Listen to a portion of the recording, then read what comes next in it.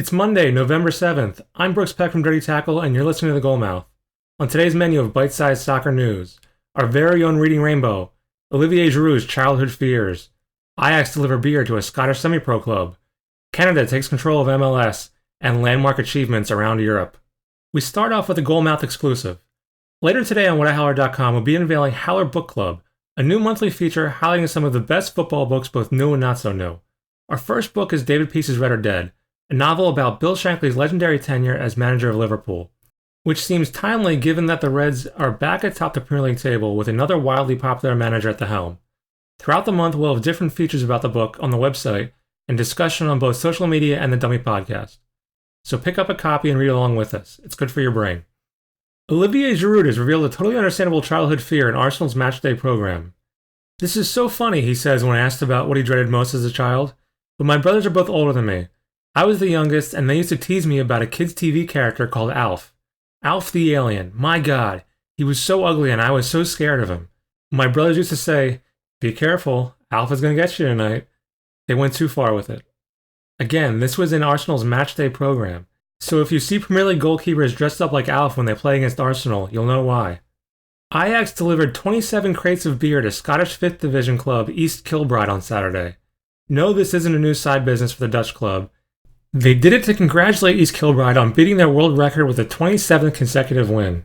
Ajax have held the record since Johan Cruyff's 1971-72 side won 26 straight games.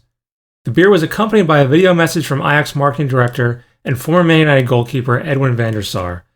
However, East Kilbride's achievement will not be recognized by the Guinness Book of World Records because they're not a top-flight club. But if they're anything like me, they'd much rather have the actual beer than being a book produced by a beer company. The semifinals of the MLS playoffs are now set, and Canada is heavily represented.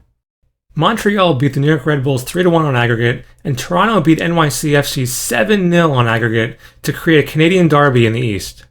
In the West, Colorado beat the LA Galaxy on penalties with the help of Tim Howard, and Seattle held on to beat Dallas. No Canadian club has ever reached the MLS Cup final, let alone won it, given that they're all relatively new to the league. But like so many Americans threaten every presidential election year, the MLS Cup might be moving to Canada. Leo Messi scored his 500th goal for Barcelona in their 2-1 comeback win over Sevilla. Elsewhere, Gigi Buffon made his 600th Serie A appearance in a 2-1 win over Chievo, putting him in an exclusive club alongside Francesco Totti, Javier Zanetti, and Paolo Maldini. And on top of all that, Zlatan Ibrahimovic broke his scoring drought with a brace against Swansea that included the Premier League's 25,000th goal. When informed of this fact, Zlatan replied, "No, it wasn't. I thought that was only me who scored 25,000.